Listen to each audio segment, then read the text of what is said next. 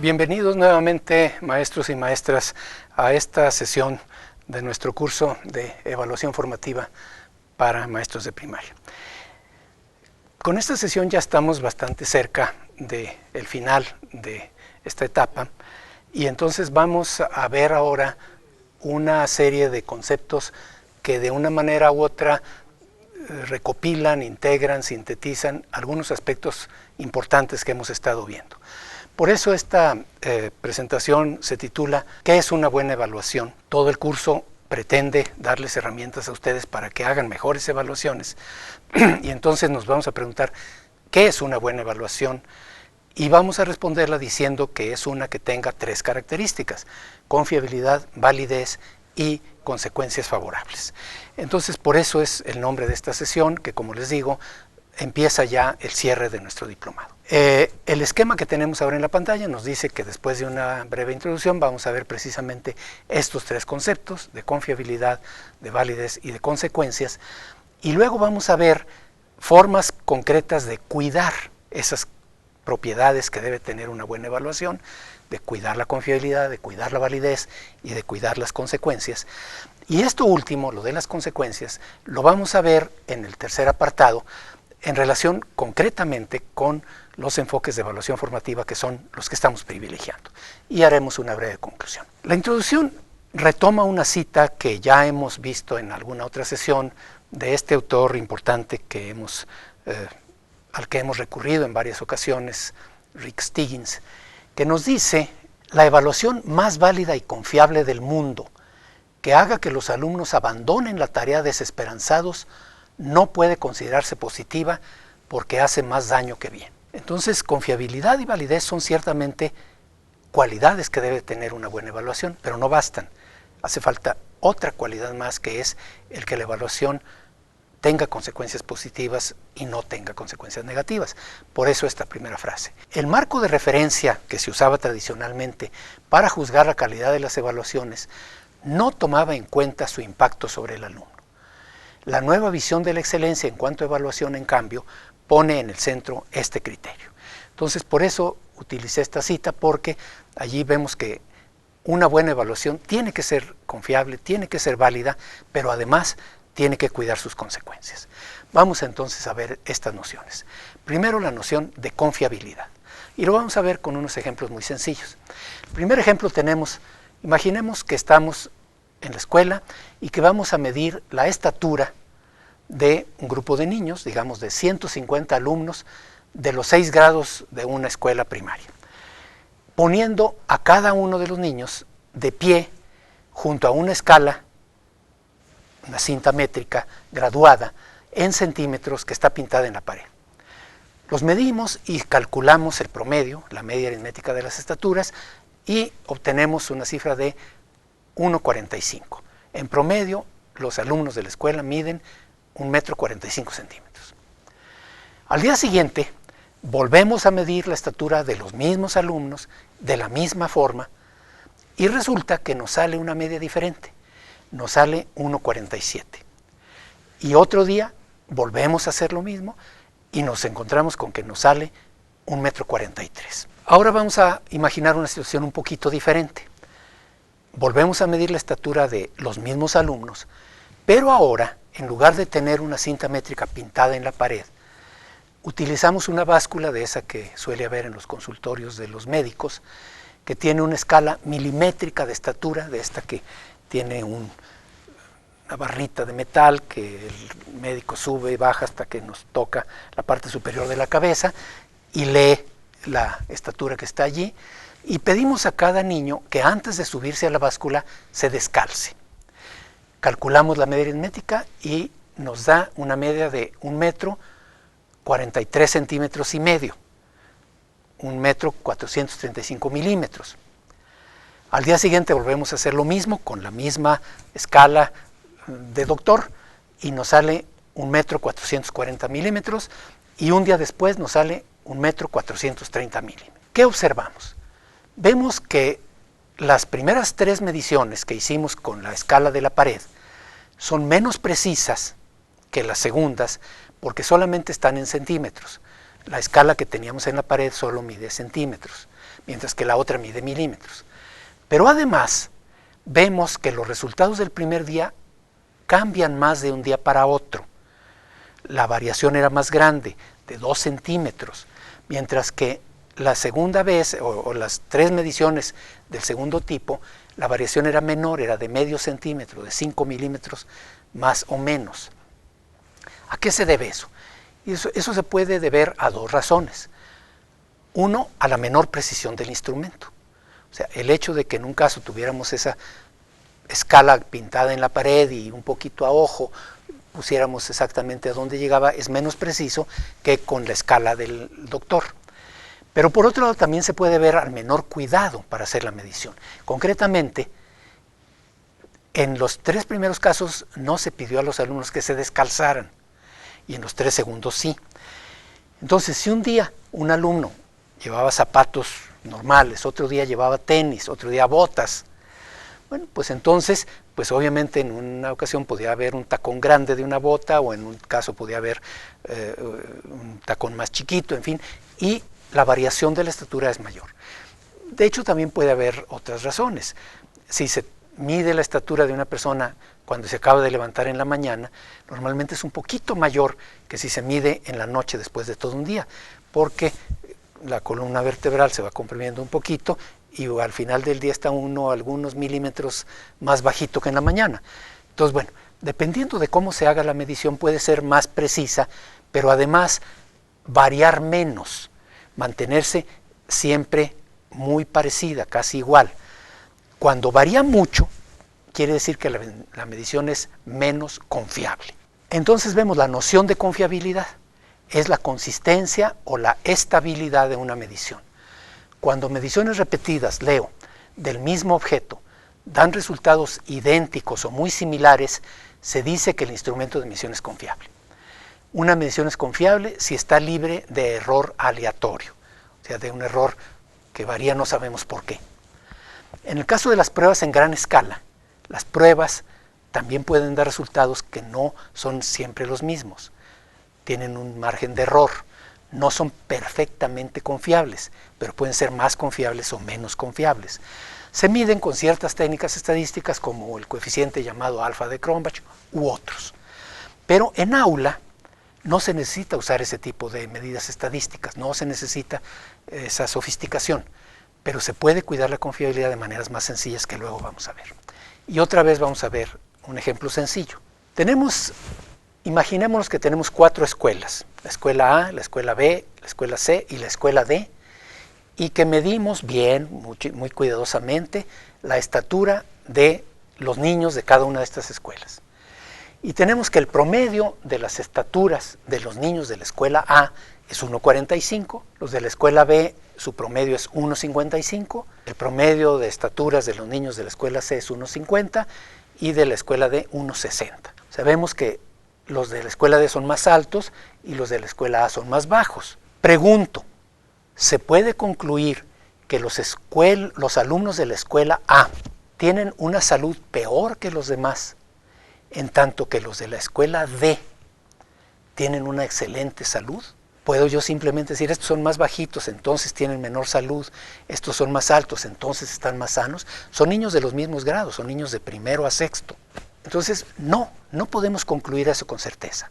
Algo nos dice, aun suponiendo que la medición se haya hecho con mucho cuidado y que la medición entonces sea confiable, no necesariamente la conclusión de que los niños son más sanos o menos sanos es correcta, porque la estatura de las personas dice algo sobre su salud. Obviamente una persona muy enfermiza normalmente va a desarrollarse menos que una persona muy sana. Un niño muy enfermizo va a ser más bajito que un niño muy sano. Pero hay muchos otros factores que influyen en la estatura, empezando por la genética. Papás muy altos, pues los niños van a ser más altos, papás bajitos, los niños van a ser más bajitos. La alimentación, el deporte, etc. Entonces, si de las estaturas llegáramos a conclusiones sobre la salud de los niños, esas conclusiones no serían válidas, aunque las mediciones en que se basan, las mediciones de estatura, fueran muy confiables. O sea, no es lo mismo confiabilidad que validez, porque la salud y la estatura no son lo mismo. Si medimos estatura, no podemos concluir simplemente algo sobre salud, porque no es lo mismo estatura que salud. Otros ejemplos. ¿Se puede concluir algo sobre la calidad de un maestro basados únicamente en su escolaridad? No. Puede haber un maestro con posgrado muy malo y puede haber un maestro que no tenga ni siquiera licenciatura muy bueno. La escolaridad algo nos dice, no es trivial, pero no es equivalente sin más a calidad del maestro. Puede haber maestros muy buenos con menor escolaridad y más malos con más escolaridad. ¿Podemos decir algo sobre la calidad de un maestro por los resultados de sus alumnos en la prueba enlace? No, no simplemente.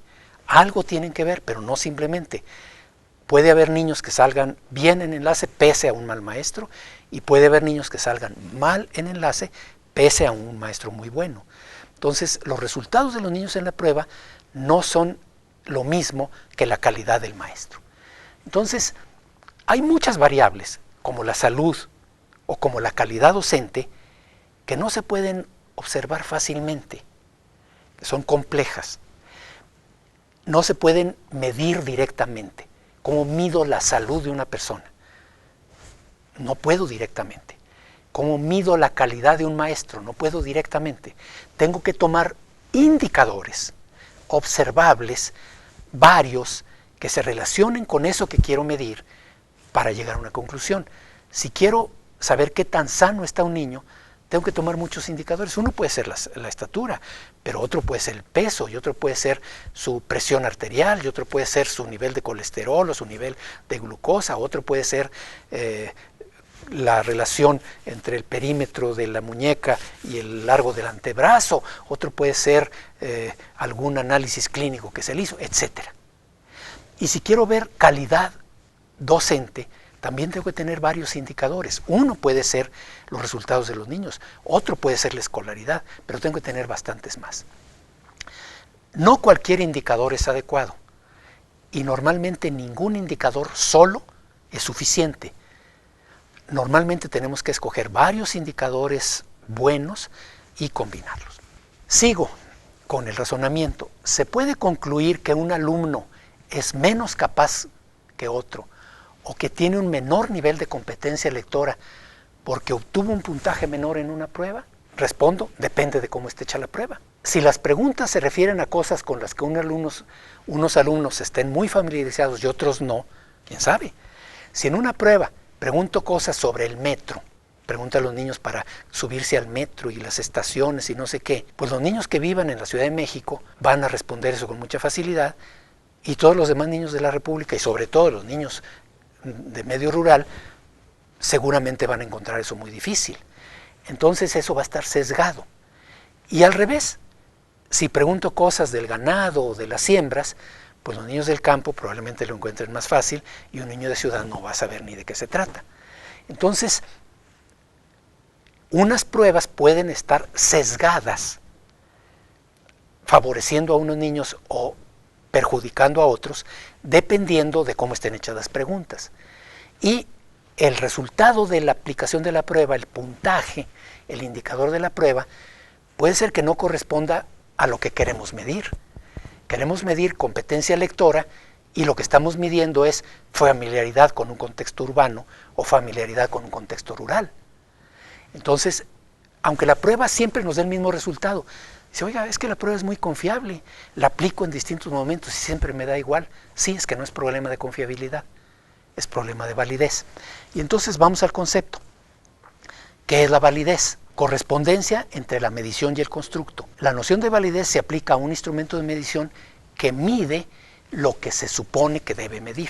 Este concepto es un concepto antiguo que se ha ido precisando, enriqueciendo, y ahora se habla de muchas variantes de la validez, con un núcleo básico que es la validez de constructo y variantes como validez de contenido, validez de criterio, validez predictiva, concurrente, convergente, discriminante, etcétera, que no nos vamos a meter en muchas complicaciones, y hay técnicas complejas para validar instrumentos.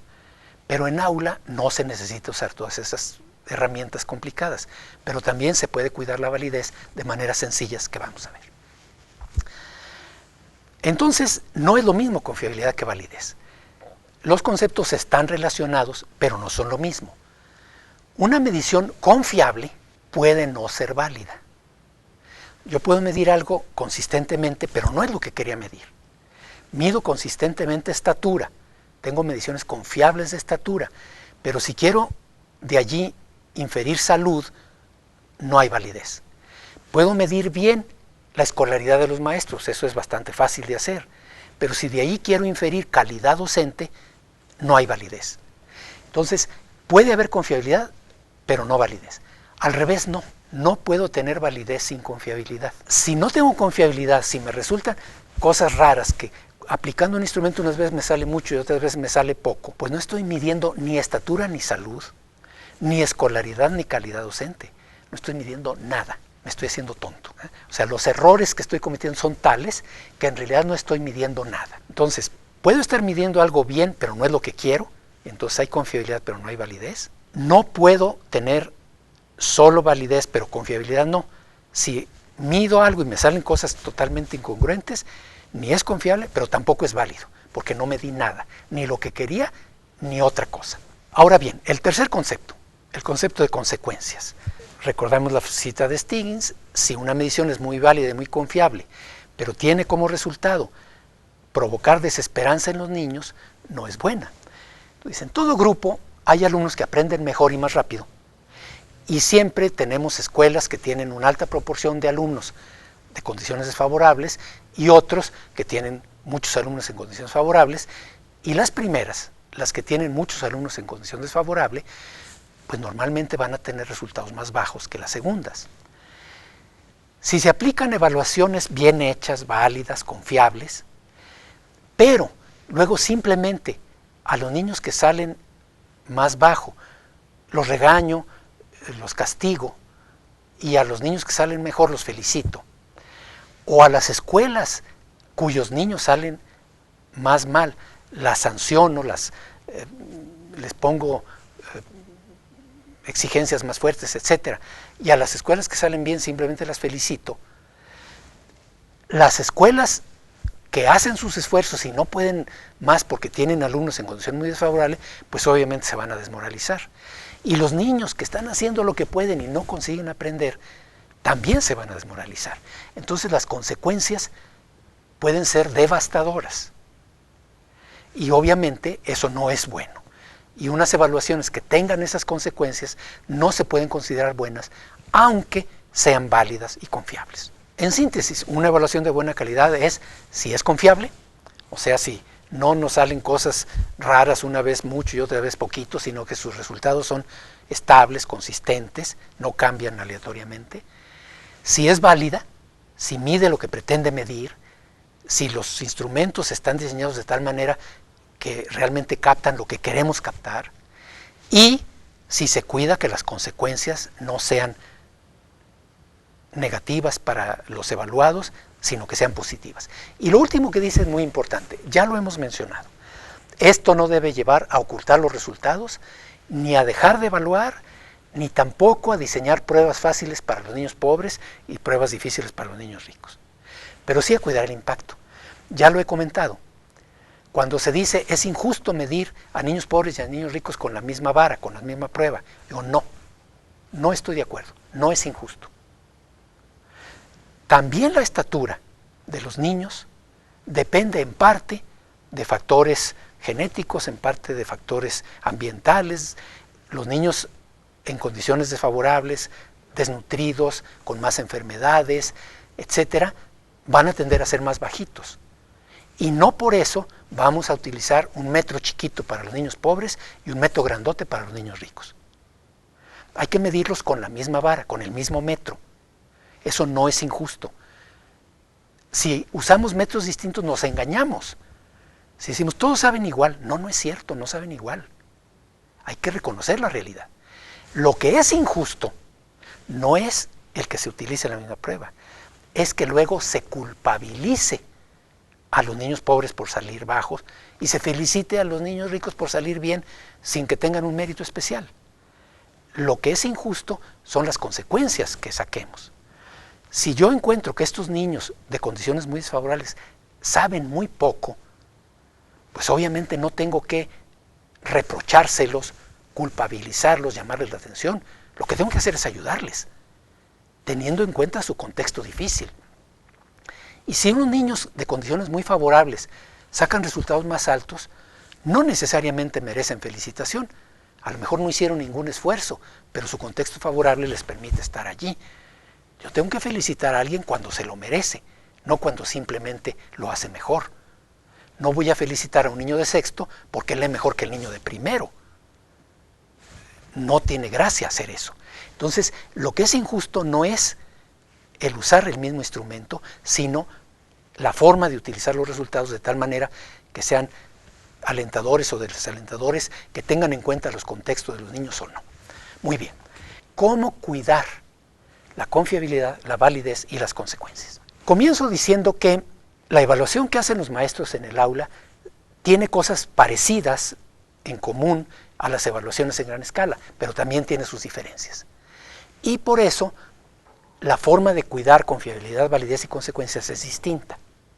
Pero los dos la tienen que cuidar, porque la evaluación del maestro, de hecho, tiene un impacto más directo sobre los niños que la evaluación en gran escala. La evaluación en gran escala también puede tener impacto, y de hecho, en México, al haber dado el peso que se les da a las evaluaciones enlace, están teniendo impacto. Las evaluaciones que se hacen con muestras o cuando no se hacen rankings y demás, a lo mejor ni siquiera tienen impacto y a los niños no les afectan. Y por eso, en pruebas como PISA o como SCALE, que no tienen consecuencias concretas, los niños a lo mejor no se esfuerzan. En cambio, la evaluación que hace el maestro en el aula siempre tiene impacto, porque de ella va a depender finalmente si el niño pasa o no pasa, etc. Entonces, sería inaceptable que los maestros no cuidaran la calidad de sus evaluaciones. Yo no hago la mía, ¿para qué cuido la confiabilidad, la validez? Que la cuiden los que hacen pruebas. No, usted también la tiene que cuidar, pero de manera distinta. El coeficiente alfa de Cronbach, que ya mencioné, no parece útil para estimar la evaluación para estimar la confiabilidad de la evaluación que se hace en el aula. Pero la idea de que esas evaluaciones no deben ser confiables no es aceptable. Entonces hay que ver cómo cuidamos la confiabilidad, cómo cuidamos la validez y cómo cuidamos las consecuencias en el aula sin alfa de Cronbach y sin otras técnicas sofisticadas.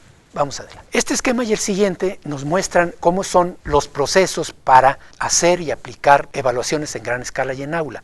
Y como veremos, son similares. Su estructura es la misma, aunque el contenido cambie. En este esquema tenemos el proceso de cómo se hace una evaluación en gran escala. Empezamos en el lado izquierdo, donde está la letra A, la planeación. Se planea la prueba, viendo a quiénes se les va a aplicar, cuál es su objeto, su propósito, etc. Luego se diseña el instrumento. Se hace una definición conceptual, una definición operacional, una tabla de especificaciones, se hacen ítems, se pilotean, se escogen, etc. Luego se aplican, para lo cual se necesita primero reproducir la prueba, preparar aplicadores, organizar el proceso, ver en dónde se va a aplicar, aplicarla controlándola, ver cómo afecta la motivación, etc. y capturar las respuestas. Luego se procesan los resultados, se califica cada ítem, se hacen escalas, etc. Y finalmente se llega en la E a juicios y acciones. O sea, se toman decisiones que tienen un impacto. Ese es el ciclo de la forma en que se hace la evaluación en gran escala. Se planea, se diseña, se aplica, se procesa y finalmente se dan los resultados y se sacan consecuencias, se actúa en función de. En la siguiente imagen tenemos el proceso de la evaluación en aula. Y vemos que las etapas son exactamente las mismas. El ciclo es exactamente igual. Se planea, se diseña, se aplica, se procesa y se actúa en función de los resultados. Pero el contenido es diferente. En el caso de la planeación también se tiene que ver el propósito, que, a ver, voy a hacer una evaluación diagnóstica, o voy a hacer una evaluación bimestral, o voy a hacer una evaluación continua, etc. Se diseña, pero en este caso no es necesariamente hacer una prueba, sino se define el aprendizaje a evaluar, el estándar, la competencia, el contenido, se analiza qué demanda cognitiva hay, se definen las etapas que va a llevar el proceso de respuesta, se hace una consigna de preferencia auténtica, se diseña una rúbrica, cosas que ya hemos estado viendo en este curso, entonces pertenecen a la etapa de diseño. Luego se aplica, se presenta la consigna a los niños, se les dice van a hacer esto, van a hacer lo otro, se verifica que lo hayan entendido, se inicia la tarea, se da retroalimentación, en el caso de aula, no necesariamente es en una sola vez, sino que hay etapas y se les va dando retroalimentación en los pasos sucesivos hasta que se entregue el producto final. Se procesa, se califica según la rúbrica, si procede se hace una evaluación sintética, si procede se da una calificación numérica, que no siempre es necesaria, y finalmente se llega a las conclusiones de la evaluación, se toman decisiones y se actúa, lo cual produce un impacto. Entonces, los procesos son similares, pero los contenidos son diferentes. Y entonces ahora sí vamos a ver cómo podemos cuidar estas cosas. Bueno, todavía otra cuestión. Las evaluaciones en gran escala generalmente se hacen poquitas veces, porque no se pueden estar haciendo todos los días. Idealmente se hace una vez al año. Enlaces se aplica al final del año. De hecho, no necesariamente se tienen que hacer cada grado escolar. Se pueden hacer solamente en algunos grados, como hace Scale o como hace PISA, o como hace otras evaluaciones. Pero entonces, suponiendo que tenemos una prueba que se aplica al final de un año escolar, pues la prueba no puede durar más allá de 1 hora, 2 horas, con niños ya bastante grandes. Y tenemos que evaluar muchos contenidos, porque tenemos que evaluar lo que se vio todo el año. Entonces, eso le da características muy especiales. Las pruebas generalmente evalúan dominios muy amplios en muy poco tiempo. Las pruebas en aula tienen que ser al revés. Las evaluaciones en aula, no necesariamente pruebas, se hacen muchas veces, se hacen con frecuencia, se hacen continuamente y por lo tanto cubren poquitas cosas. Cubren temas, unidades, bloques, proyectos que se refieren a lo que se ha visto en 2 semanas o en 2 meses, cuando más. Y el tiempo para hacer las evaluaciones puede ser largo. Puedo hacer la evaluación a lo largo de varios días, inclusive de 1 o 2 semanas. O sea, me puedo tardar en evaluar tanto como dura el proceso de aprendizaje de esa unidad, de ese tema, de ese bloque.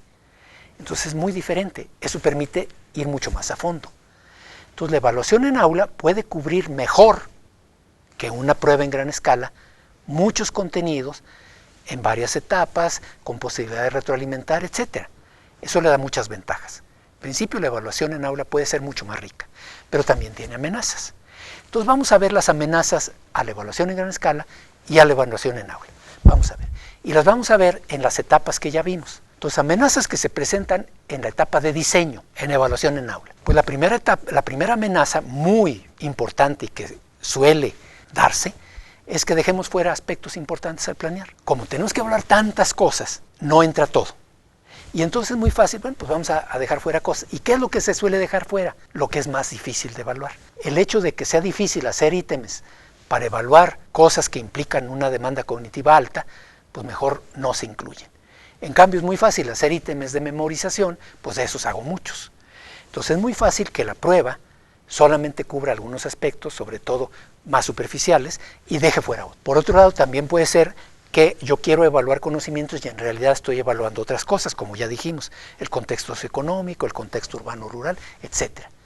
Y puede haber otras deficiencias al hacer los ítems. ¿Qué amenazas puede tener el maestro que diseña una evaluación en gran escala? Empezando también, pues que defina mal el aprendizaje que quiere evaluar. Por ejemplo, confundiendo propósito y contexto. Esto es típico. Vamos a evaluar la capacidad de redactar instrucciones para hacer un títere. A ver, está revolviendo 2 cosas. Una cosa es la capacidad de redactar instrucciones y otra cosa es hacer títeres. Entonces, la capacidad de redactar instrucciones es general. Entonces, el objetivo de aprendizaje tendría que ser capacidad de redactar instrucciones, que entonces tienen que tener ciertas características comunes, que haya verbos, que sean claros, que se vean las etapas, etc. Y eso se puede aplicar a hacer un títere, a arreglar una llanta de bicicleta o a hacer organizar, quién sabe qué. Se puede aplicar a muchas cosas y sin embargo no se suele distinguir. Y entonces la atención se centra en el títere y no en lo que implica, por ejemplo, el proceso de redactar instrucciones. Inadecuada especificación de las dimensiones a evaluar, de los niveles de desempeño. Ya vimos que una buena rúbrica distingue dimensiones y niveles y es posible que estén mal diseñados. inadecuada precisión de las etapas que tendrá el proceso, diseño de tareas no auténticas, deficiente diseño de una rúbrica y pocas evidencias a aportar por el alumno para tener base para que la evaluación sea confiable. Esto es una cosa que parece menor, pero es importante. No podemos tener confiabilidad con una sola medición, punto. Si la confiabilidad se define como consistencia de las mediciones, pues tenemos que tener varias, si no, no puede haber consistencia. Si nomás mido una vez, si nomás pregunto una vez una cosa, si el alumno nomás me tiene que dar una evidencia de un aprendizaje, pues es muy arriesgado porque es muy posible que un alumno que sí sabe se equivoque y un alumno que no sabe lo haga.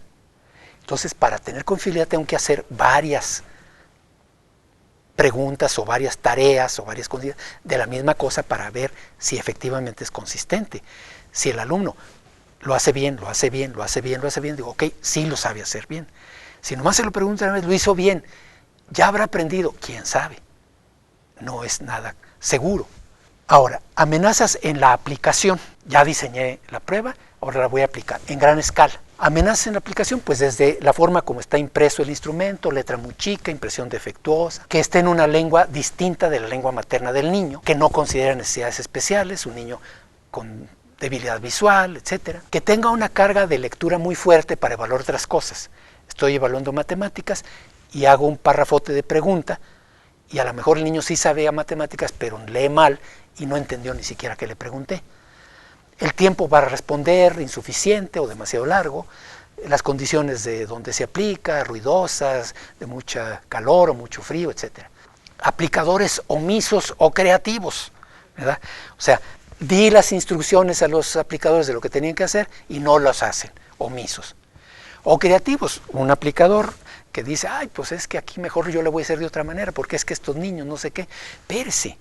Si estamos en una prueba en gran escala, no se vale que cada aplicador le varíe según su creatividad. Tiene que hacerle de acuerdo con las instrucciones que se le dieron. Entonces, tengo un aplicador muy creativo, malo, en pruebas en gran escala. La creatividad es muy buena en muchas ocasiones, pero no para aplicar pruebas. Filtración de la prueba, obviamente ya sabemos que eso puede ocurrir y que ya tienen las respuestas. Copia al vecino. Preparación, que le ayudó el maestro previamente, ayuda a la hora de la hora, que el maestro le dijo la respuesta, baja motivación de los sustentantes, acabo esto no va a contar en el examen, en la calificación, entonces voy a responder al azar, o nerviosismo, fecha del año, día de la semana, hora de la aplicación, no es lo mismo aplicar el lunes que el viernes, o aplicar al principio de la jornada o al final cuando ya están cansados, etcétera.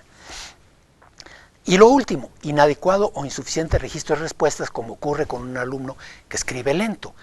Si es nada más de tachar bolitas, pues bueno, pero si tiene que redactar un parrafito, pues a lo mejor el niño sabe, pero escribe muy despacito y pues no alcanzó a acabar. Muy bien. Ahora, amenazas a la aplicación en aula.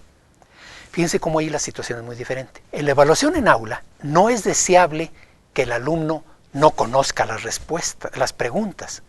En la aplicación en gran escala pusimos como amenaza que la prueba se filtre y que entonces el niño ya conozca las preguntas y se prepare. En la evaluación en aula, el niño debe saber desde el principio de qué se trata. No estamos jugando a escondidas. Esto es lo que tienes que saber y esto es lo que te voy a preguntar. Tiene que saberlo y entonces tiene que saber cuál es el objetivo que se va a evaluar, cuál es el aprendizaje esperado que se quiere evaluar y cuáles son los criterios de la evaluación. Tiene que saber cómo tiene que ser su respuesta para que sea buena. Entonces el problema es que no lo sepa, el problema es que no se le haya explicado o que ellos no lo hayan entendido. No debería haber tampoco problemas de baja motivación o de excesiva ansiedad. Si es algo que se hace cotidianamente, que es parte de la tarea de la escuela normalmente, no tendría el niño por qué estar angustiado como lo está cuando es un examen del que depende todo lo que vaya a suceder. Y tampoco tendría por qué haber baja motivación, porque el niño tiene que estar motivado porque está interesado en los contenidos. Tampoco debe haber problemas por mala impresión, porque la letra estuvo chiquita o porque estaba borrosa la impresión, porque no se trata de pruebas impresas que se repartieron, sino que el maestro le da las consignas y tiene que verificar que la hayan entendido. No debería haber problema con alumnos con necesidades especiales, porque si yo sé que este niño no ve bien, pues tengo que ver cómo le hago para que haya captado la pregunta. El sesgo de lengua, cultural u otro debe minimizarse. Si yo estoy trabajando en medio rural o en medio indígena y soy maestro bilingüe, pues yo tengo que ver que los niños entiendan las preguntas, aunque ellos no hablen bien español, cosa que en la prueba en gran escala es muy difícil de cuidar. Por otro lado, las condiciones de aplicación también van a ser las usuales de la escuela, pues entonces, bueno, aquí hace calor, pues ni modo, hace calor y ya. No hay problemas con aplicadores ni por copia, porque no hay aplicadores, es el maestro, y por copia tampoco, porque el maestro va a estar viendo cómo procesan las cosas los alumnos. Pero precisamente lo que tiene que cuidar el maestro es que su intervención no sustituya el esfuerzo de los niños, sino que realmente sea un apoyo para promover el aprendizaje, no nomás para él darle la respuesta. Entonces, obviamente, pues sí, no sirvió el asunto. Etapa de procesamiento. Amenazas en las pruebas en gran escala. Errores en la clave de respuestas o en las pautas de calificación de preguntas de respuesta abierta. Pues obviamente, si me dan una clave incorrecta, pues yo califico y pues resulta que califiqué bien lo que estaba mal y viceversa. En el caso de preguntas de respuesta abierta, que también puede haber en las pruebas en gran escala, aunque no es usual, puede haber baja consistencia entre los evaluadores o los calificadores o variación a lo largo del tiempo en su nivel de exigencia. Hay unos muy severos y unos muy laxos, y un mismo evaluador va variando y al principio empieza severo y luego se hace más laxo, o al principio empieza laxo y luego se hace más severo, lo que en inglés se le dice severity drift. Y por otro lado, problemas de validez, ¿verdad? Si se quieren usar los resultados de una prueba para evaluar el desempeño docente, no tener en cuenta la sensibilidad de la instrucción. O sea, en qué medida eso que estoy evaluando depende nada más del maestro o depende de otros factores. Sabemos que, por ejemplo, la lectura depende de muchos otros factores. El niño puede aprender a leer o practicar la lectura bastante fuera de la escuela, inclusive más que en la escuela. En cambio, matemáticas es más raro que fuera de la escuela pueda practicar tanto como en la escuela. Entonces, las matemáticas son más sensibles a la instrucción porque los resultados de matemáticas dependen más del maestro. En cambio, lectura es menos sensible a la instrucción porque depende también de otras cosas. Amenazas en aula. Errores en las rúbricas, dimensiones mal definidas, demasiadas o muy pocas, ponderación incorrecta que no corresponde a la importancia real, dispersión de aspectos a agregar, también variación en el nivel de exigencia. Allí típicamente las evaluaciones en aula pues las califica el maestro, él solo, y él puede variar su nivel de exigencia. Entonces ya sabe uno, si el primer examen que reviso es de un muy buen alumno, pobre del segundo que reviso, ya le tocó la de malas porque estoy contrastando con el mejor. Si el primero que reviso es el más malo del grupo, ya le fue bien al segundo, porque comparo con el primero y le fue mejor. Entonces, un consejo muy sencillo. Este riesgo se reduce calificando un solo aspecto de todos los productos de los niños seguido, y luego otro aspecto de todos los productos, y luego otro, etcétera. En lugar de ver todo el examen completo de un niño y luego todo el examen completo de otro niño, ver la primera pregunta de todos los niños, luego la segunda pregunta, etcétera, y de esa manera evito esto de que voy variando mi nivel de exigencia y a los que les tocó al principio o a los que les tocó al final se ven favorecidos o perjudicados. Y el último puntito, el hecho de que sea un solo maestro el que califica arriesga la confiabilidad. Si es posible que sean siquiera dos maestros los que califican, eso se reduce mucho. Entonces, en un momento dado, ayudarse a los maestros y decir, oye, yo califico mis exámenes y también los tuyos, y tú calificas los tuyos y también los míos.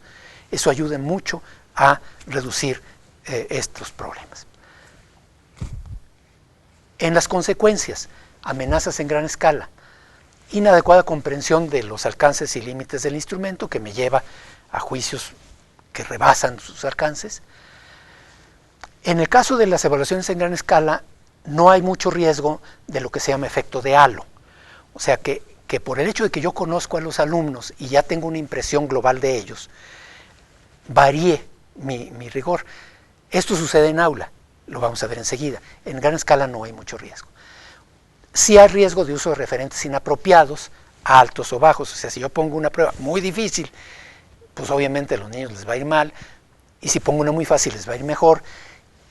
¿Y qué es difícil o qué es fácil? Yo puedo ser excesivamente exigente o excesivamente laxo.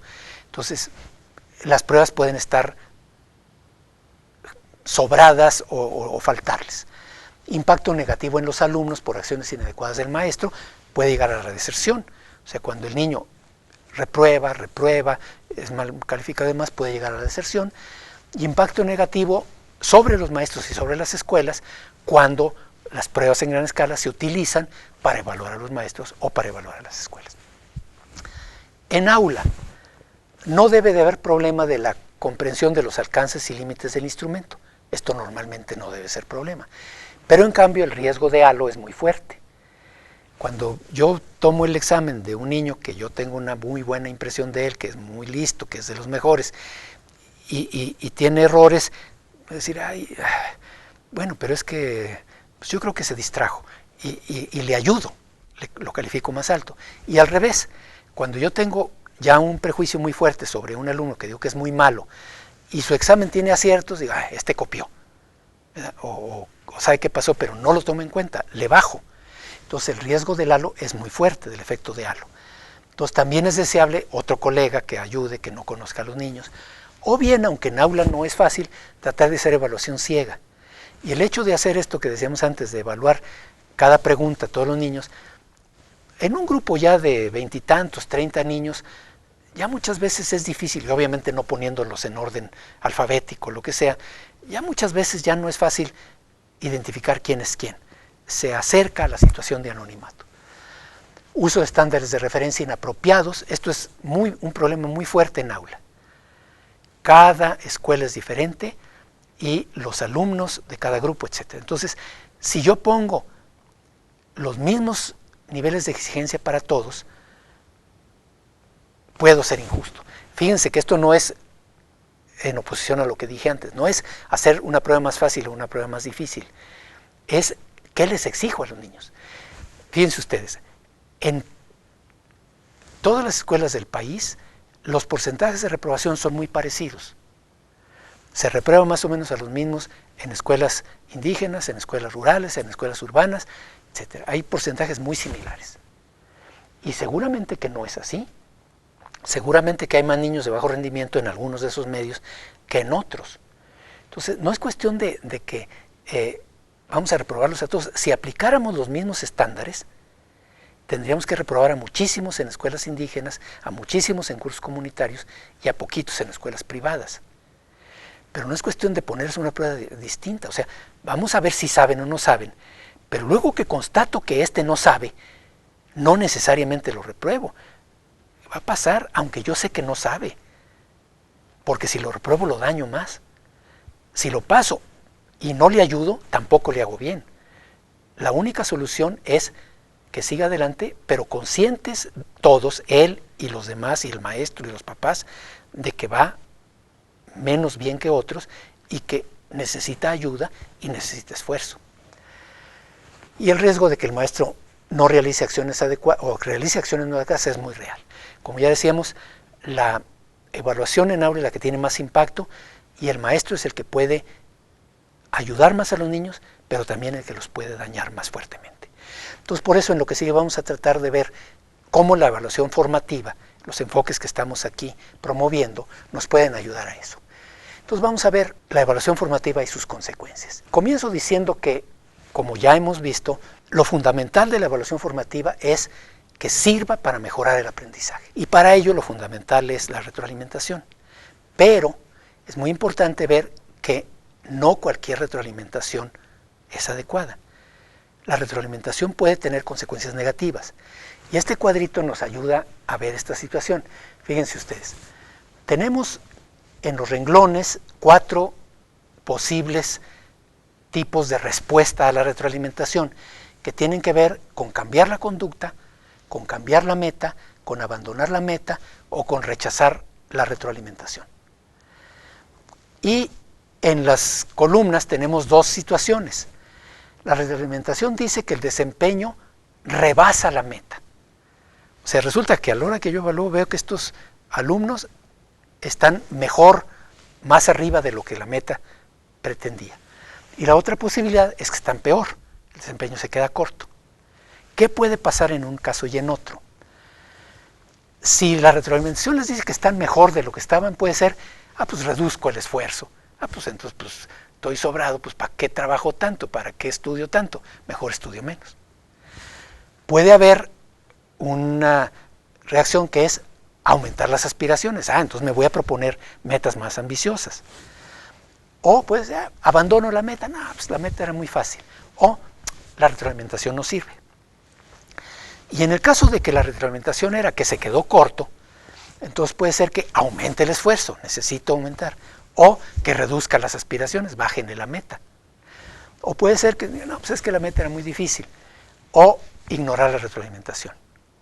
Entonces, si ustedes ven, solamente hay dos reacciones que son adecuadas, las que están en letra cursiva. Lo adecuado es aumentar las aspiraciones o aumentar el esfuerzo. Las otras reacciones no son buenas y pueden ocurrir. Entonces, la retroalimentación puede llevar a consecuencias favorables, positivas, pero también podría llevar a consecuencias desfavorables y hay que cuidarlo. Vamos a ver. Aquí sigo a un autor que también ya hemos citado por allí, Dylan Wiliam, que propone 5 grupos de estrategias para hacer que la evaluación formativa realmente promueva el aprendizaje. Fíjense bien, 5 tipos de estrategia.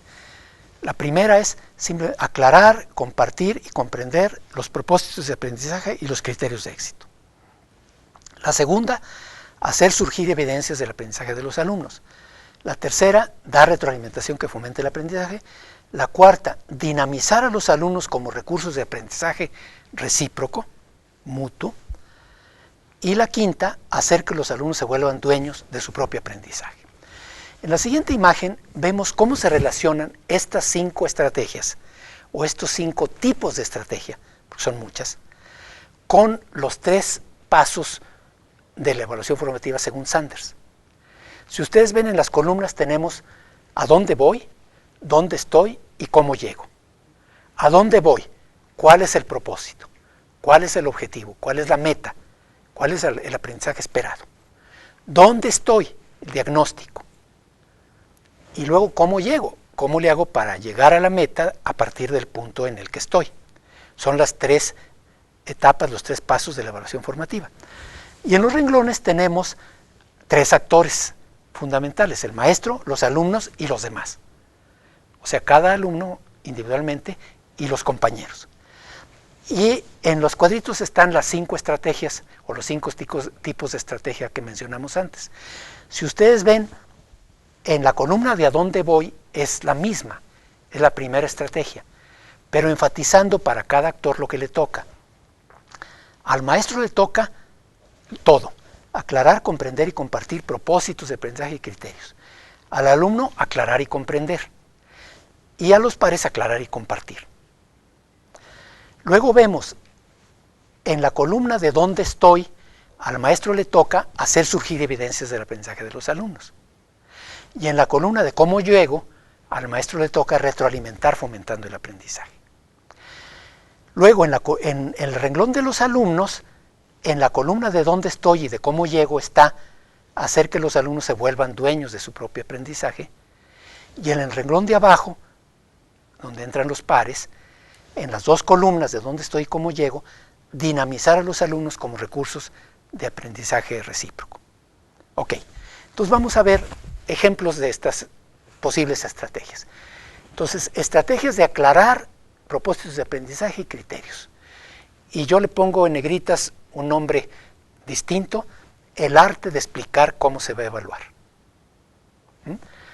Y vienen 3 estrategias con sus variantes, desde simplemente presentar ambos explícitamente.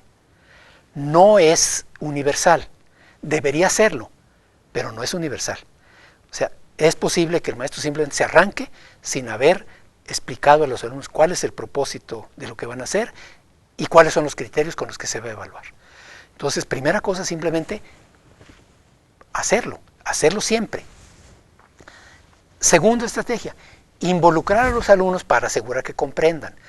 Porque decíamos, hay que explicarlo, pero los alumnos no necesariamente lo entendieron a la primera o como se les dijo. ¿Cómo asegurar que entienden? Entonces, miren, ahí pone 2 ideas, 2 estrategias muy concretas que me parecen muy sugerentes. Poner a los niños a que preparen preguntas para un examen con su respuesta. O sea, a ver, vamos a aprender esto y para evaluar los criterios van a hacer esto. Ustedes hagan preguntas. Ustedes hagan qué pregunta pondrían ustedes en una prueba, en un examen, para mostrar que aprendieron eso. ¿Y cómo sería la respuesta? Háganlas. Y luego las discutimos y todo. Puede ser que las preguntas no estén bien y el maestro va a decir, no, fíjense que esto, que lo otro, que aquello. Puede ser que estén muy bien y hasta le den ideas al maestro y ya diga, pues ya me hicieron la prueba, ¿verdad? Pero en todo caso, me van a permitir verificar si los alumnos entendieron lo que yo quería que entendieran. Porque a la hora, no les digo, repítanme cuál es el objetivo y cuáles son los criterios, porque eso simplemente es memorización. Les digo, hagan ustedes preguntas. Si las preguntas están bien hechas, quiere decir que sí entendieron lo que queríamos. Y segundo, pedirles que indiquen errores a evitar en el trabajo. Digo, fíjense, para esto me van a hacer un trabajo así asado. Ustedes indiquen errores que hay que evitar. O sea, qué no debe de venir en sus trabajos, qué no deben de poner. Si los alumnos ya cachan qué no deben de poner, ya están entendiendo. Y la otra, que es una estrategia muy clásica, comparar trabajos ejemplares para asegurar la comprensión. Obviamente esto supone, por ejemplo, que el maestro está dando un curso que ya dio, está trabajando nuevamente con un grado y que tiene tareas, exámenes de otro grado y que les dice, mire, aquí les voy a poner unos modelos, este es muy buen trabajo, ¿verdad? Entonces, seleccionar los mejores e identificar cualidades, o sea, le puede dar a los niños muchos trabajos, ustedes escojan, según ustedes, cuáles son los mejores trabajos y por qué. No yo les digo cuáles son, sino, a ver, ahí van varios trabajos, buenos, regulares, malos. Según ustedes, ¿cuál es un buen trabajo y por qué? Otra posibilidad, esto no implica que ya los tenga, sino pido los trabajos, los precalifico yo, pero no le pongo calificación, escojo 3 buenos y se los doy y les digo, ustedes discutan a ver por qué estos son buenos. Otro es parecido, o sea, pido los trabajos, yo los precalifico, escojo 3 buenos, los reproduzco y se los doy a cada grupo o a cada niño y le digo, aquí hay 3 buenos trabajos, ahora tú haz uno mejor, uno en el que tú tomes de los 3 buenos trabajos y hagas uno mejor. O también en grupo, un trabajo, bueno, en el anterior no es haz uno mejor, sino mejora el tuyo. Toma el tuyo y toma 3 buenos y a ver cómo lo mejoras. Y en el otro hagan un trabajo ideal, tomando elementos de 3 buenos. Entonces son algunas ideas para asegurar que los alumnos entienden los propósitos y los criterios. Las estrategias B, hacer surgir evidencias del aprendizaje de los alumnos. Y yo le pongo el arte de preguntar. Es bien típico pues, que el maestro pregunta a los alumnos, hace preguntas que muchas veces son preguntas bastante simples, preguntas simplemente de memorización, que los alumnos levantan la mano, que obviamente unos siempre levantan la mano porque son los listos y otros nunca levantan la mano porque no son listos o porque tienen más miedo o lo que sea, y que el maestro pues siempre les pregunta a los que levantan la mano y nunca les pregunta a los que no la levantan. Entonces aquí un primer paquetito de estrategias es cómo escoger a quién dirigir una pregunta. Y entonces lo primero es una regla que el maestro puede poner en el salón, por eso está entre comillas, levantar la mano solo para preguntar. O sea, la mano se levanta no para responder, se levanta para preguntar. O sea, si yo hago una pregunta, no es a ver, los que se la sepan levantan la mano, no. Cuando yo no hago preguntas, cuando yo estoy explicando algo y no están entendiendo algo, levante la mano y pregunta, a ver maestro, allí no entendí esto. Entonces la mano se levanta para preguntar, no para responder. Y lo otro, selección aleatoria del que debe responder. O sea, nada de que ver quién levanta la mano, sino que yo decido a quién. Pero para eso es muy fácil que también sin querer se vaya uno muchas veces sobre los mismos. Entonces, pues se sugiere hasta tener ahí un frasco con popotes con los nombres de los niños y agarrar uno a ver cuál es, etcétera, para que realmente sea aleatorio y les vaya tocando a todos. Ahora, segundo bloque, ¿cómo preguntar? Lo primero fue cómo escoger a quién dirigir la pregunta. La segunda es cómo preguntar. Y la primera cuestión es simplemente aumentar el tiempo de espera después de preguntar. O sea, pregunto y inmediatamente ya quiero la respuesta. No, espérese. Pregunte y dé tiempo. A ver, piénsenle, reflexionen, etc. A ver, ahora sí ahí va. Ahora a ver a quién. Segundo, no hacer preguntas, sino afirmaciones a discutir o a rebatir. O sea, en lugar de preguntar una cosa, decir, a ver, esto y esto y esto, a ver, ¿están de acuerdo con eso? ¿No están de acuerdo? ¿Por qué? A ver, rebátanla, discútanlo, etc. Hacer preguntas complejas, no de hechos, sino de razones, causas, consecuencias, etc. ¿Por qué? ¿Por qué no? De contrastar, a ver, esto o esto, qué es mejor, en fin. Otro, preguntar, discutir, compartir. O sea, hago la pregunta, grupitos de a 3 o a discutir y luego, ahora sí la respuesta. No pregunta y luego respuesta individual a ver quién, ni aleatoria ni levantando la mano, sino pregunta, grupo para discutir y luego respuesta preparada entre varios. Y una técnica muy curiosa, interrogado principal y observadores activos. O sea, al principio de la sesión se dice, va a estar en el banquillo de los acusados, de los interrogados. Entonces a ti te vamos a preguntar todo. Entonces ahí estás. Y entonces pues ya haces algo y ahora preguntarle a él. Pregunta al mismo. Pero observadores activos. O sea, cuando él no sepa, o aunque sí sepa lo que sea, en cualquier momento el maestro puede decirle a otro, a ver, ¿estás de acuerdo con esa respuesta? ¿No estás de acuerdo? Lo que sea, para hacerlo. Y obviamente que no siempre sea el mismo el interrogado principal. Uno, ¿qué hacer con la respuesta? No sé. Es típico que se hace preguntas, se le pregunta al que no levantó la mano y dice no sé, y el maestro pues ya no haya qué más hacer. Alternativas, insistirle, ¿qué dirías si supieras? Regreso contigo, o sea, a ver, espérate, le voy a preguntar a otro y luego este sí me respondió y luego otra vez tú a ver qué dices de esa respuesta, ¿estás de acuerdo o no estás de acuerdo? ¿Por qué? Pide ayuda a un amigo, entonces no sabes, a ver, pregúntale a un compañero que él te diga y luego tú completas o contradices o lo que sea. Y la última que dice OM se refiere a preguntas de opción múltiple. Cuando se hacen preguntas de estas que tienen opciones de respuesta, esto que dice descarta opciones 50-50, 50-50, típicamente vienen 4 opciones de respuesta. Entonces, pues no sé cuál de ellas. Entonces, descarta 2. Descarta las que tú creas menos probables. Y entonces ya te quedas nomás con 2. Y entre esas ya es un 50-50, es un volado. Okay, pero entonces el puro hecho de razonar y de decir las menos probables, a mí me parece que esta no por esto, esta no por esto otro, ya es ventaja, ya va aprendiendo. O pregunta al grupo, a ver, pues vamos a ver votación, quién vota por la opción A, por la B, por la C. Y esto se parece a lo que sigue, sistemas para recabar respuestas del grupo, pruebas de respuesta y retroalimentación rápida.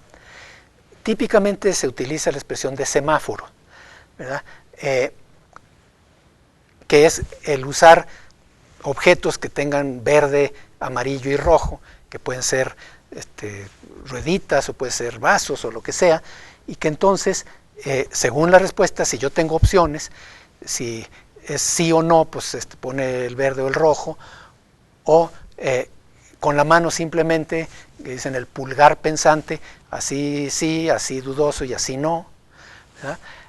Mano de 0 a 5, o sea, puño cerrado es 0, 1, 2, 3, 4, 5, ¿verdad? Y entonces si tengo 5 opciones, a ver, los que están por la opción 1, por la opción 2, por la opción 3, por la opción 4 y por la opción 5. Lo mismo se puede hacer con tarjetitas.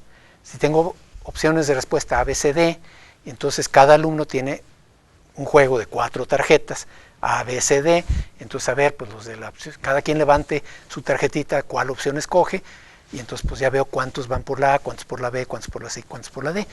Y eso se puede complementar con esquinas A, B, C, D. A ver, todos los de la A se vienen a esta esquina, los de la B a esta, los de la C a esta y los de la D a esta, para que discutan, a ver por qué dijeron eso y luego compartan, etc. Mini pizarrones y hojas preimpresas.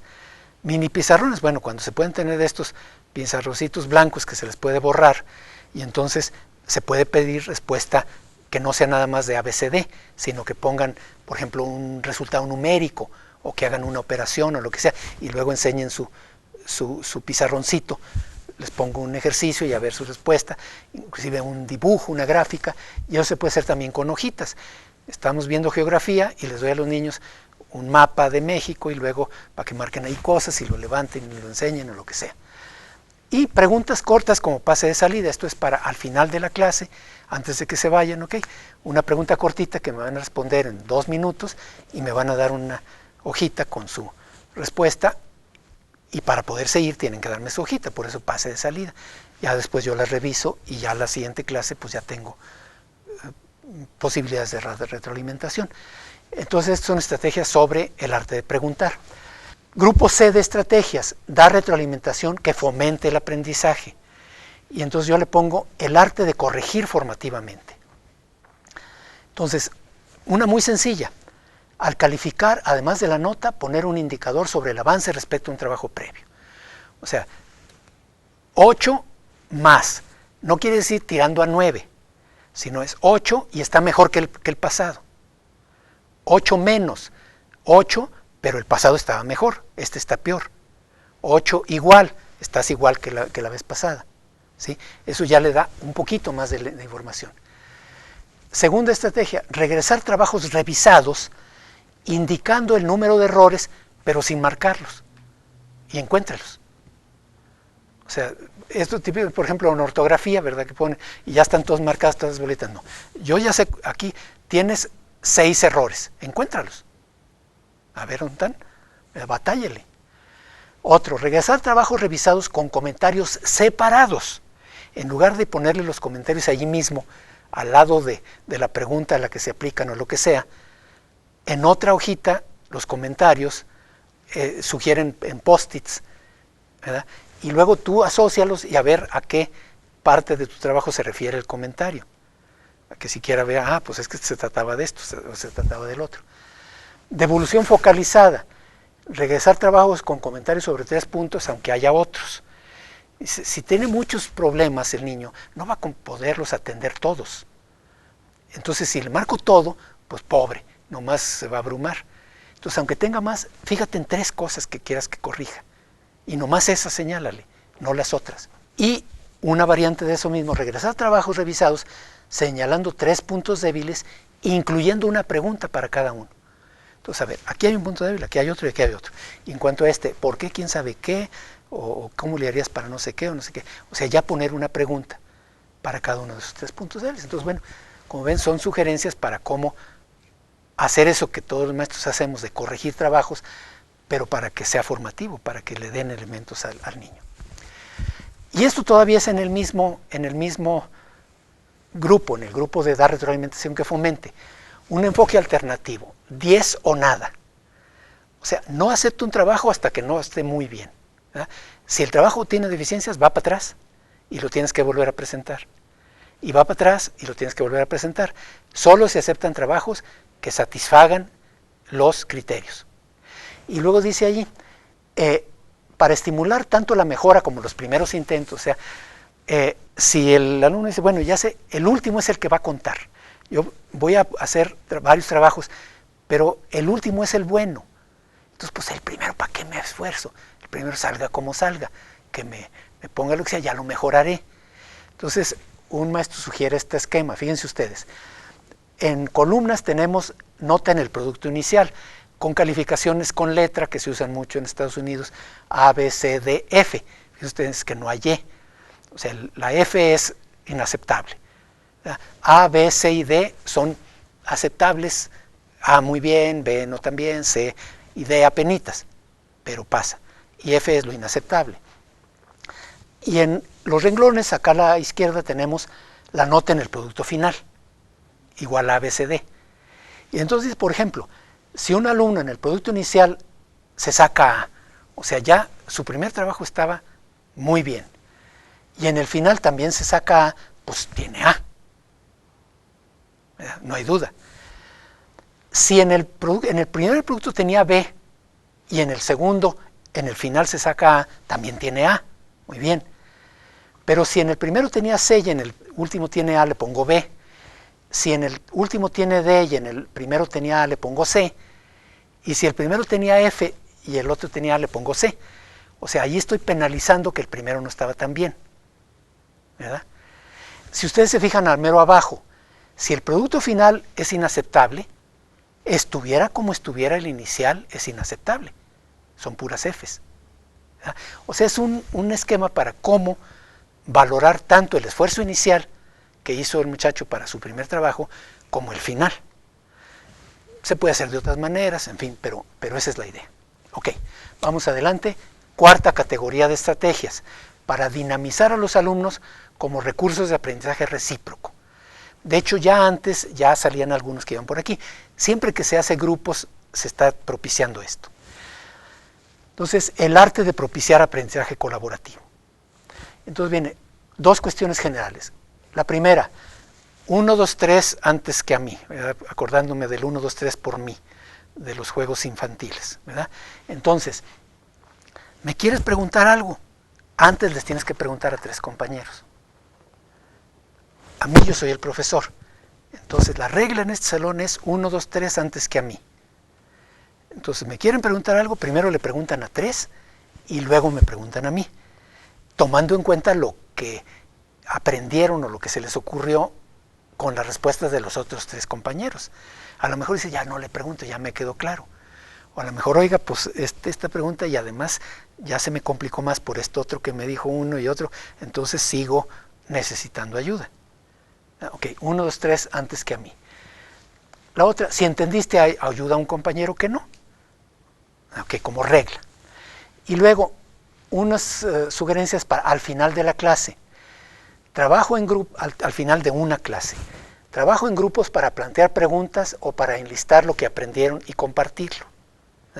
Ok, ya se acabó la clase, entonces ahora grupitos, 5 minutos antes de separarnos, en grupos, preguntas, o bien, ¿qué aprendieron? Relator, nombrado al principio, para sintetizar lo que se vio y responder preguntas del grupo, o que él haga preguntas, o nombrado hasta el final. O sea, desde el principio digo, aquí, fulano de tal va a funcionar como relator de esta clase. Entonces se tiene que poner abusado porque cuando yo acabe la clase, él va a tener que sintetizarla y responder preguntas del grupo o hacerles preguntas, depende de... O puede ser que yo diga, no, uno lo va a hacer de relator, pero hasta el final voy a decir quién. Entonces cualquiera puede tener que hacer de relator. Y la otra, al final del trabajo en grupos, cada alumno evalúa su participación, la de un compañero y la del grupo, para trabajo en grupos. Ok. Más sobre aprendizaje colaborativo. Involucrar a los alumnos en la revisión de tareas. Coevaluación. Ven ustedes, la coevaluación pues es una herramienta muy congruente con aprendizaje colaborativo. Entonces, un alumno corrige el trabajo de otro y señala 2 puntos fuertes y 1 débil. O sea, no tiene que corregir todo y poner calificación y todo, sino 2 puntos fuertes y 1 débil. El libro gringo dice 2 estrellitas y un deseo, ¿verdad? O sea, en tu trabajo de mi compañero, 2 estrellitas y un deseo. Sería bueno que, me gustaría que compusieras esto, que mejoraras lo otro. En lugar de decir 2 palomitas y un tache. Ok. Devolver trabajos con errores y hacer que los clasifiquen. A ver, ¿qué tipo de errores son? Con trabajos estructurados, dar lista de cotejo para que los alumnos corrijan y luego el alumno corrige el trabajo original y la calificación del compañero. Las listas de cotejo casi no las utilizamos. Se pueden utilizar, por ejemplo, para trabajos de laboratorio en secundaria, ¿verdad? Que a ver si preparó bien el reactivo, si luego prendió bien el mechero y si luego revolvió bien la cosa y luego, ¿sabe qué? Que los pasos están palomeados, es un checklist, es una lista de cotejo. Entonces, bueno, si es un trabajo así, entonces darles una lista de cotejo para que los alumnos corrijan, ¿verdad? O sea, él se corrige, se autoevalúa con su lista de cotejo. Luego el maestro corrige, pero para que corrijan a otro, ¿verdad? O sea, un alumno se autoevalúa, otro lo evalúa a él, coevaluación, y el maestro puede calificar las 2 cosas. calificar el trabajo mismo y calificar la calificación. A ver, oye, pues tú te pusiste puras palomitas y todo, y pues no es cierto, esto lo hiciste mal, esto no estuvo bien, etcétera, ¿no? Okay. Y el último es una técnica más complicada que implica más cuestiones para el grupo, que es pizarrón con peticiones de ayuda sobre puntos de una tarea que no se entienden bien. Entonces, tener así un pizarrón en el aula para que cada alumno llegue y se apunte. Juanito, quiero que alguien me ayude con la pregunta 4, porque no lo entendí. Y entonces que otro diga, yo te ayudo con esta, en fin. Y la última, para preparar una evaluación. O sea, dentro de una semana vamos a hacer un examen.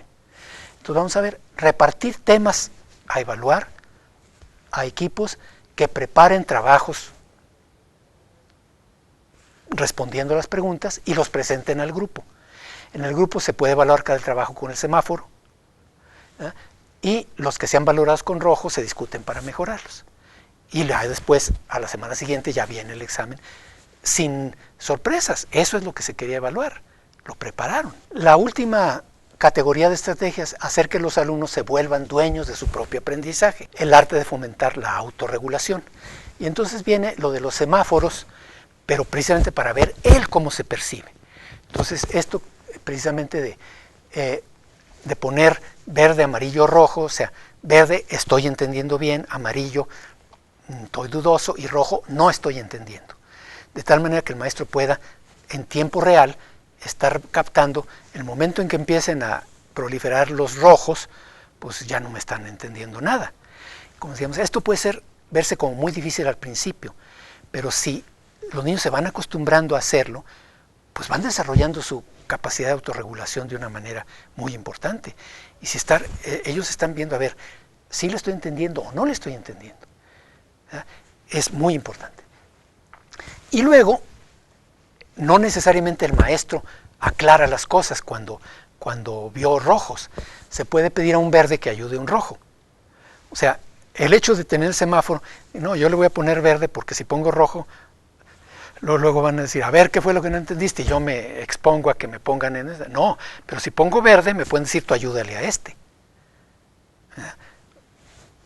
Y por otro lado, y los amarillos siempre tranquilos, ¿verdad? Nomás los verdes y los rojos son los que trabajan. No, pues también se puede hacer grupos de verdes con amarillos, de amarillos con rojos, etcétera, ¿verdad? O sea, los que están más claros con los dudosos, dudosos con los que de plano están perdidos, en fin. Portafolio de proceso, no de productos acabados. Un portafolio en donde está simplemente el trabajo final ya pulidito no es formativo. Es formativo el portafolio que lleva las etapas y que va viendo el avance y que va viendo cómo se corrigen los errores. Y este último que es interesante también con niños chicos y que puede ser muy bueno para ir desarrollando la capacidad de autorregulación, diario de aprendizaje. Pero no diario no estructurado en que el niño se ponga a decir querido diario, quién sabe qué, sino un diario estructurado que le puede hacer que los niños al final de la clase siempre responden una hojita que yo ya le entrego, que puede tener preguntas como esa. Hoy aprendí que, una cosa que me interesó, que me sorprendió fue, lo que más me gustó o lo que más me sirvió de la clase fue, no me quedó claro o quisiera saber más sobre, hoy podría haber aprendido más sí, ¿verdad? O sea, como que hacer que los niños regularmente tengan que hacer los errores de decir, ay, ¿qué fue lo que aprendí en la clase? ¿Qué fue lo que no entendí? ¿Qué fue lo que me gustó? ¿Qué fue lo que me sirvió? Lo que sea, va desarrollando la capacidad de autorregulación. Ok, llegamos a la conclusión. Entonces, digo, la evaluación que hace el maestro en el aula puede ser más confiable y válida que cualquier prueba, que la mejor prueba, pero no automáticamente.